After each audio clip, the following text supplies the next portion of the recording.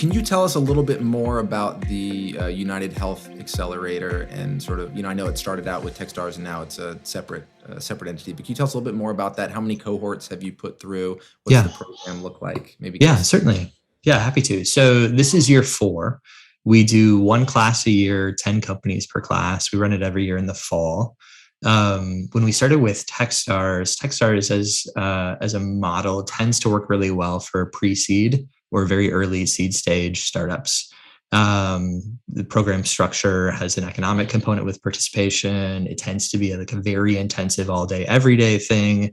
It's very hands-on from an expert advice, mentorship, and programming curriculum instruction level. And so if you're pre-seed, it's kind of perfect for you. It's game changing. We would have 10 companies come in. They'd stay with us all day, every day for 3 months at a time.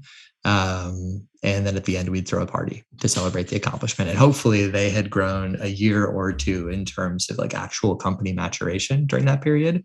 And either set themselves up for success with commercialization with United or with other entities, really just like whatever business trajectory that their company took as a result.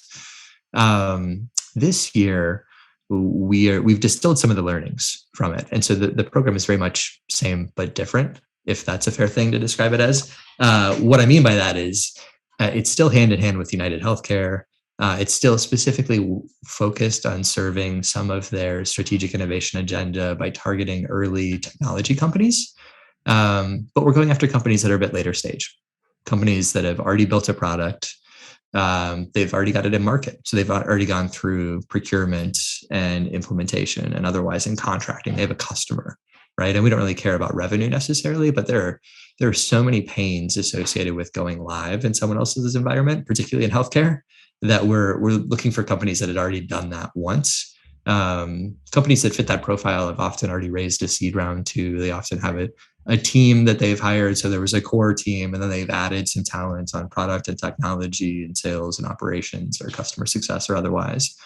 It's that profile that we're looking for now. And as a result of that profile, we've changed the program to reflect it. So the program is less curriculum and instruction. It's less me teaching you, cap table 101, financial modeling 101. Like those things aren't necessarily as relevant.